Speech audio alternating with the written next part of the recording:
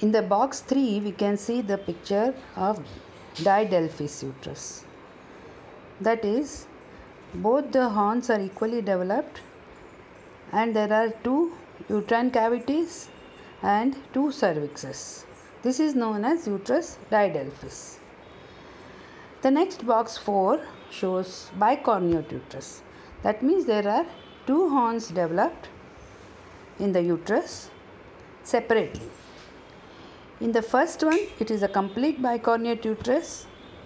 The two horns are developed equally and they both are projecting in the cervix, opening in the cervix. Whereas in B, these horns are partially developed, so it is a partial bicornuate uterus. Now next one is the septate uterus. In this box 5, we can see the uterus with a midline septum. In picture A, it is a complete septum, and in picture B, it is a partial septum.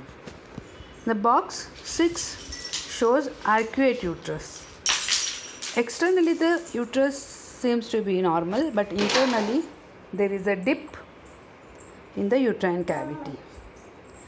The box 7 shows the uterus of the baby when she is exposed to certain drugs that, like diethyl stilbestrol, was consumed by the mother during pregnancy, which causes some malformations in the female fetus's uterus. This is an ultrasound picture which shows a septum in the uterus.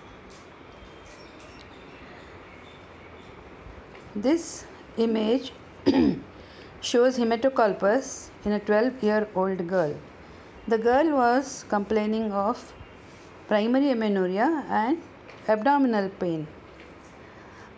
On ultrasound, we can see that basically she must have had an imperforate hymen, because of which there is a markedly distended vagina as shown by a straight arrow and uterine cavity, which is a curved arrow. That means there is a hematoculpus and hematometra. The next picture shows the image of multiple fibroids and also adenomyosis. There are showing many areas with decreased echogenicity. The size is variable 2 to 5 mm and it is of less echogenicity. There is a focal adenomyoma also seen on the posterior wall of the uterus. This shows a picture of normal uterus. The sagittal ultrasound scan shows a normal myometrium with moderately echogenic and has a homogeneous echotexture, which is very important.